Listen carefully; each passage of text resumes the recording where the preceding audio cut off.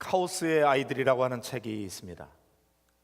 일반적으로 기성세대들은 생각을 먼저 하고 그 다음에 행동을 합니다. 그러나 이 책에서 지적하기를 요즘의 아이들은 행동을 먼저 하고 그 다음에 생각을 한다고 합니다. 사고방식이나 행동의 양식이 어른들과 많이 다르다고 하는 것이죠. 요즘의 아이들은 옳고 그르다고 하는 전통적인 기준보다는 그것이 나에게 좋으냐 나쁘냐 하는 상당히 주관적인 기준, 느낌에 따라서 행동을 한다고 그렇게 지적하고 있습니다. 그러므로 우리가 우리의 자녀들을 바르게 잘 양육하고자 할 때에 먼저 우리 자녀들의 사고방식과 그들의 행동 양식이 기성세대와 어떻게 다른지를 알아야 그들을 이해할 수 있고 바르게 지도할 수가 있는 것이죠. 세대 차이가 많이 나는 것을 우리가 이해해야 합니다. 자녀 교육에 있어서 부모의 역할은 너무나 중요하고 아무리 강조해도 지나치지 않습니다. 좋은 부모 밑에서 자란 자녀들은 훌륭한 지도자가 될 수 있지만 그렇지 못한 자녀들은 사회의 문제아가 되기도 하는 것입니다. 그러면 어떤 부모가 좋은 부모일까요?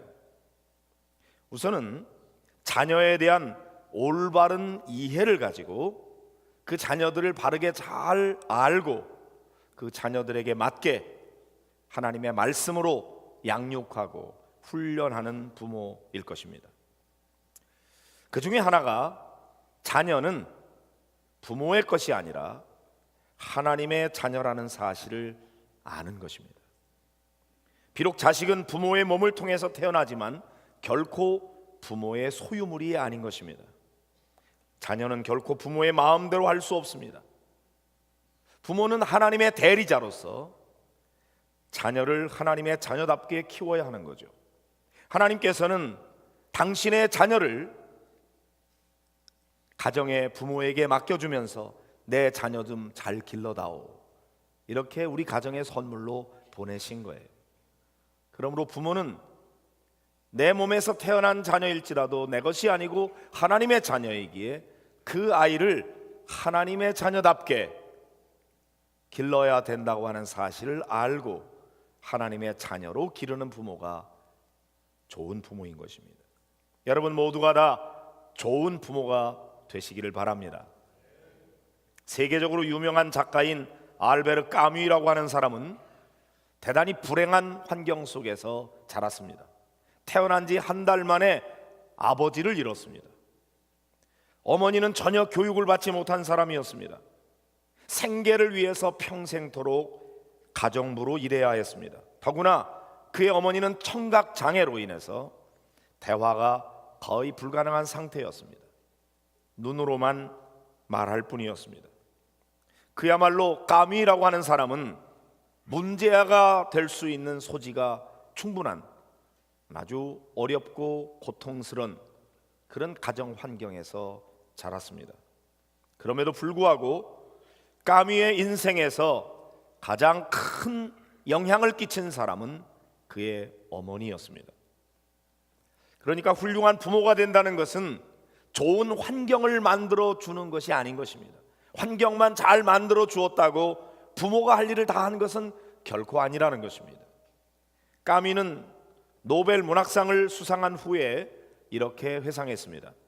어머니의 사랑스러운 눈동자가 없었으면 나는 정말 아무것도 하지 못했을 것이다. 어머니의 포근한 눈동자는 내게 항상 용기와 희망을 주었다. 그렇게 회고했습니다. 어머니는 자녀 교육에 있어서 이처럼 절대적인 영향력을 가지고 있습니다. 그러나 그렇기 때문에 많은 아버지들은 자녀 교육의 문제를 아내에게만 맡기는 경우가 많습니다. 그러나 오늘 본문의 말씀은 아버지에게 하는 말씀인 것을 잘 기억하시기를 바랍니다. 많은 아버지들이 생각하기를 교육은 엄마가 시키고 아버지인 나는 돈 많이 벌어와서 아이들 학비 잘 되고 먹을 거 입을 거 잘 챙겨주면 내 할 일 다 한 거지, 그렇게 생각을 하는 거죠. 완전히 성경과는 다르게 생각하고 있는 것입니다. 성경은 그렇게 말씀하지 않습니다. 아버지들이 자녀를 위해서 관심을 가져야 돼요. 아버지가 해야 할 역할이 있는 거예요. 어머니의 역할이 중요한 것이 사실이지만 아버지의 역할은 아버지가 해야 된다고 하는 것이죠. 어떻게 하면 좋을까요? 오늘 본문의 말씀을 다시 한번 읽어보도록 하겠습니다. 시작. 또 아비들아 너희 자녀를 노엽게 하지 말고 오직 주의 교훈과 훈계로 양육하라. 첫째, 너희 자녀를 노엽게 하지 말아라. 자녀들은 어떤 때 노여움을 타게 될까요? 나이나 어떤 권력이나 혹은 지위를 가지고 부당하게 자녀들을 윽박지르고 억압하게 될 때입니다. 어린 자녀들은 부모님의 비합리적인 처사에 논리적으로 따지거나 적극적으로 반항하지 못한다고 할지라도 결코 생각이나 느낌이 없는 것은 아닙니다. 그 마음에 상처를 입게 되고 그런 일이 반복되면 그것이 건전한 인격을 형성하는 데 장애를 일으키게 됩니다. 결국 이런 상처들은 성장에서도 또 성장하는 과정 속에서도 다른 사람들과 원만한 관계를 갖지 못하게 만들고 이것이 사회생활하는 데에도 여러 가지 어려움을 겪게 만드는 원인이 되는 것입니다. 그러므로 자녀들이 어리다고 해서 결코 함부로 대해서는 안 되는 것입니다. 자녀들을 인격적으로 잘 대해 주어야 하는 것이죠. 자녀들이 노여움을 타는 것은 주로 야단을 칠 때에 생기는데 오늘 자녀들을 노엽게 하지 말라 이렇게 말씀하신 것을 다른 표현으로 한다면 너희 자녀를 야단칠 때에 야단을 잘 쳐야 된다 이렇게 말씀하고 있다고 들을 수도 있습니다. 우리 자녀들은 성장 과정에서 때때로 잘못할 수 있습니다. 그것이 잘못인 줄 잘 모르고 저지르는 경우도 있고요. 또 굉장히 큰 잘못인데도 불구하고 본인 자신은 대수롭지 않게 넘겨버리는 경우도 있는 것입니다. 거짓말을 한다든지 또는 작은 도둑질을 한다든지 별것 아닌 것 같지만 바늘도둑이 소도둑되는 결과를 가져오게 되는 것이거든요. 더 많은 경우는 잘못인 줄 알면서도 그 잘못을 고치려고 하지 아니하고 그것을 반복하는 데 있습니다. 자, 이런 경우에 부모는 자녀가 잘못하는 것을 보면서 자녀를 그냥 내버려 두어서는 안 됩니다. 그들을 잘 훈계해야 되는 것이죠. 잠언서 23장 13절 14절을 읽어보실까요? 시작. 아이를 훈계하지 아니하려고 하지 말라. 그를 채찍으로 그를 때릴지라도 그가 죽지 아니하리라. 내가 그를 채찍으로 때리면 그의 영혼을 수월에서 구원하리라. 그랬습니다. 여러분, 채찍을 아끼지 말아라. 남용해서도 더욱 안 되고요. 그러나 자식을 채찍으로 때린다고 죽지 않는다. 징계가 채찍이 자녀들에게 꼭 필요하다는 것을 말씀하고 있고요. 오히려 그와 같은 채찍이 그 자녀의 영혼을 수월에서 구원한다고 말씀하고 있습니다. 그러나 야단을 칠 때에 이성적으로 잘 이해시키고 설득시키고 훈계를 해야지 감정풀이가 되어서는 안 되는 것입니다.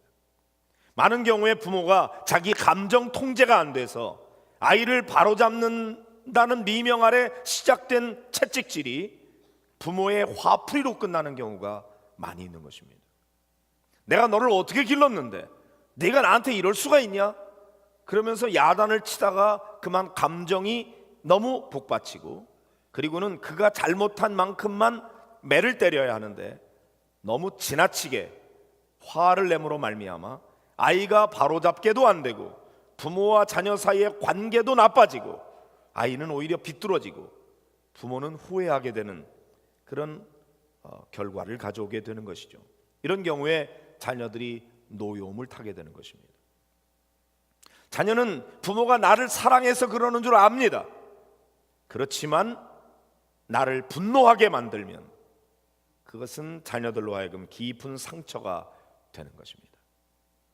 골로새서 3장 21절도 같이 읽어보겠습니다. 아비들아 너희 자녀를 노엽게 하지 말지니 낙심할까 함이라 그랬습니다. 내 자식이라고 해서 함부로 대해서는 안 됩니다. 그 아이를 노엽게 하면 낙심하게 됩니다. 자신감을 잃어버리게 됩니다. 그러므로 우리 자녀들을 인격적으로 대해줘야지 큰 관용과 사랑으로 다스릴 수 있어야 됩니다. 특별히 주의를 주거나 권하거나 책망하게 될 때에 노여움을 타게 해서는 안 된다. 그의 판단력을 일깨워 주어서 자신의 이성으로 판단하고 처리하도록 도와줘야 되는 것입니다. 잘 일깨워 줘야 되는 것이죠. 자녀를 믿어주고 인정해 주는 것이 필요합니다. 부모가 자신을 믿어주지 않고 의심하고 있다고 할 때에 자녀들은 노엽게 됩니다. 그렇게 되면 부모가 무슨 말을 해도 자녀들은 받아들이지 않습니다. 이 자녀들 속에 성령께서 역사하고 있다는 사실을 믿으시기를 바랍니다. 그 성령의 역사를 의지하시기를 바랍니다. 자녀들도 비록 비뚤어지는 잘못된 길로 가고 있다고 할지라도 스스로 내가 이렇게 해서는 안 된다는 사실을 알고 있습니다. 이것이 부모님의 마음에 아프게 한다는 것도 알고 있어요.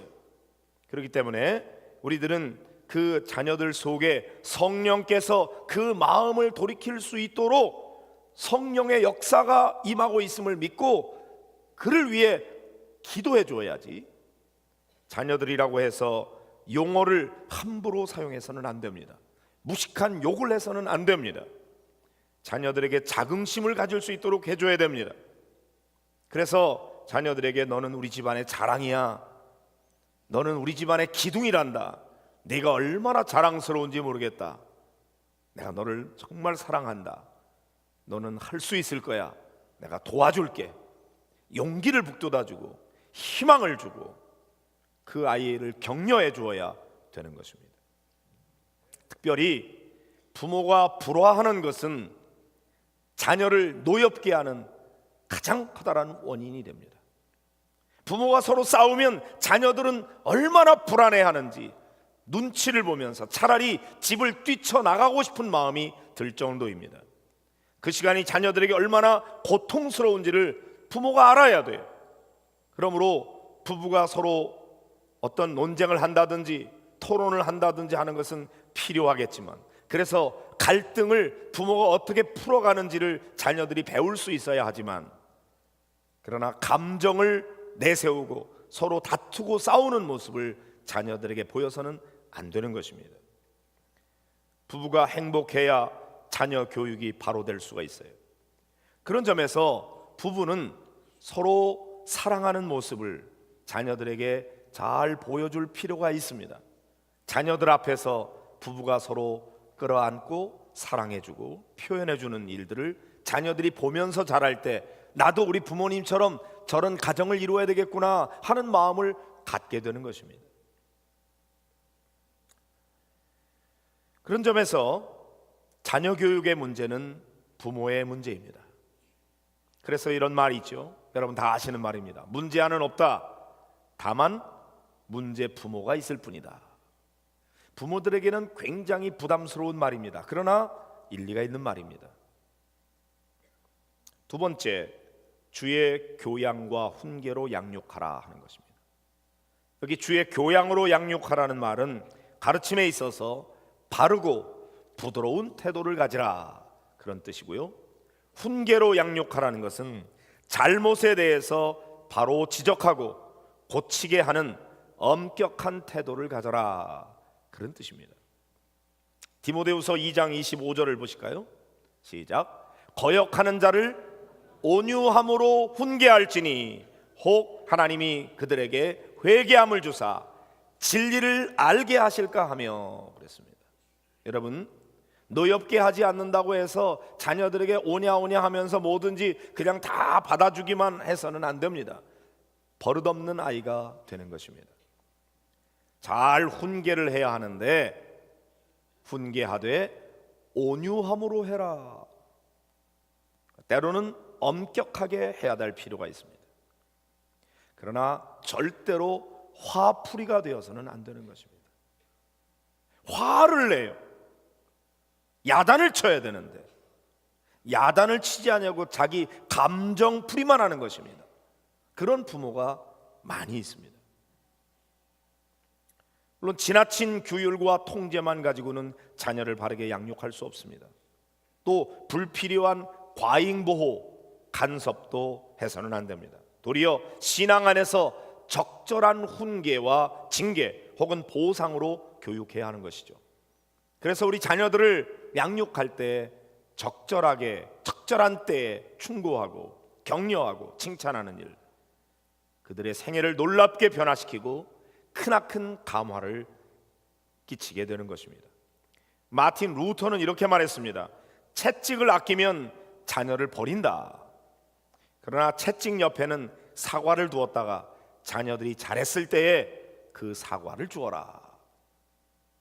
잘했을 때 칭찬해 주어야 되고 잘못했을 때 책망해야 되는 것인데, 잘못했는데도 불구하고 그냥 넘겨버리고 잘했는데도 불구하고 칭찬을 아끼면 우리 자녀들은 위로받지도 못하고 바로 잡히지도 못하고, 그래서 잘못되는 경우가 많이 있는 것입니다. 물론 잘못할 때마다 책망해서는 안 되겠죠.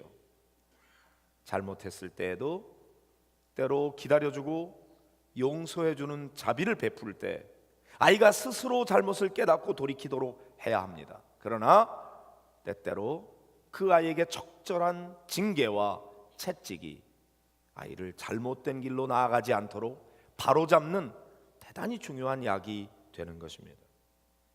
세계적으로 유명한 오페라 가수 할버톤이라고 하는 사람이 있는데, 어느 날 자신의 아들과 친구들이 하는 대화를 엿듣게 되었답니다.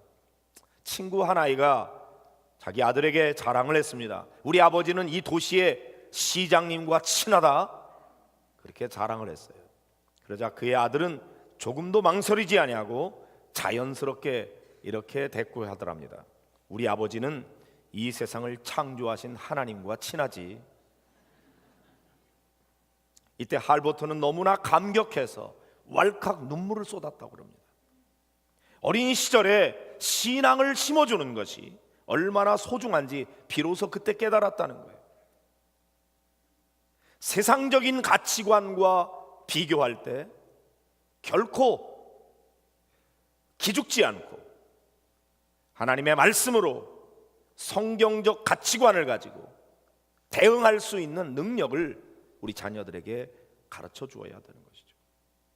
돈이 많다고 해서 권력을 많이 가지고 있다 그래서 기죽을 게 없어요. 하나님이 우리 아버지이신데 그 하나님 앞에 자신의 인생을 맡기고 그분의 인도하심을 따라서 정직하고 진실하게 사랑을 베풀며 나누며 살아갈 줄 아는 그런 성품과 인격의 소유자가 되도록 가르치는 일이 무엇보다도 실력 있는 아이보다 더 중요한 것입니다. 자식이 잘 되기를 바라지 않는 부모가 어디 있겠습니까? 그러나 풍요롭고 좋은 환경만 만들어준다고 해서 부모가 할 일을 다 했다고 생각하는 것은 너무나 잘못된 착각입니다. 잘 먹이고 잘 입히고 교육비 잘 대주면 다 된 것이 아닌 것입니다. 오직 주의 교양과 훈계로 양육하라, 그렇게 성경은 말씀하고 있는 것이죠. 부모된 여러분, 주님의 말씀을 가지고 자녀들과 대화를 나누고 토론하는 시간을 많이 가지시기를 바랍니다. 특별히 아버지 여러분, 자녀들과 함께하는 시간을 많이 갖되 말씀을 가지고 함께 나누는 대화를 많이 가지시기를 바라고요. 특별히 어린 자녀들을 둔 부모님들은 토요 쉐마 학당이 대단히 자녀 교육에 큰 도움이 된다고 저는 확신합니다. 토요일마다 와서 부모님이 하나님의 말씀으로 함께 토론하고 질문하고 답하고 그런 일들이 매주마다 우리 교회에서 토요일날 오후 4시에 진행되고 있어요. 자녀들과 함께 오세요. 그리고 말씀을 함께 나누는 시간을 가질 때 아이들이 고민하게 되고 어떻게 성경적으로 바르게 살아야 될지를 깨닫게 되는 것이죠. 미국에서는 그 bed사이드 스토리라고 하는 그런 전통이 있었다고 그래요. 침대 옆에서 아이에게 성경 말씀을 이야기해 주는 거죠.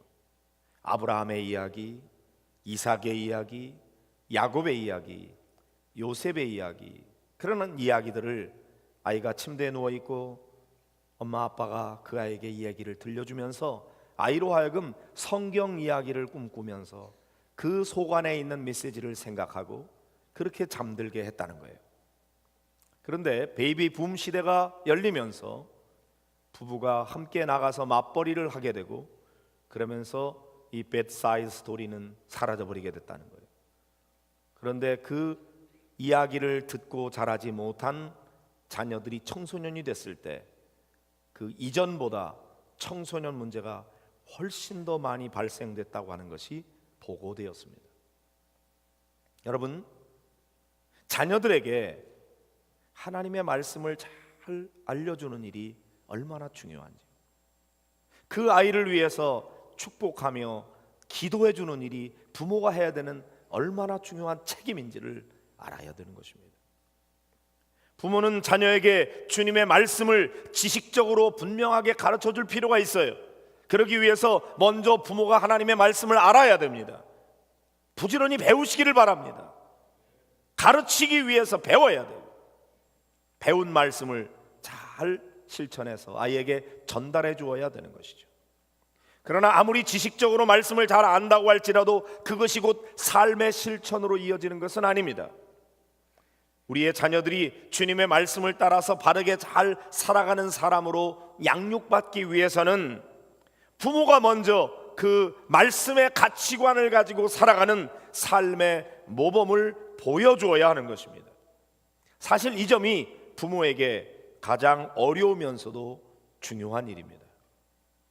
완벽하지 않다고 할지라도 부모는 주의 교훈과 훈계를 따라 살아가면서 자녀들을 잘 양육해야 되는 것이에요. 아이들은 부모가 말로 가르치는 것보다 부모가 행동으로 보여주는 것에 더 많은 영향을 받는다고 그럽니다.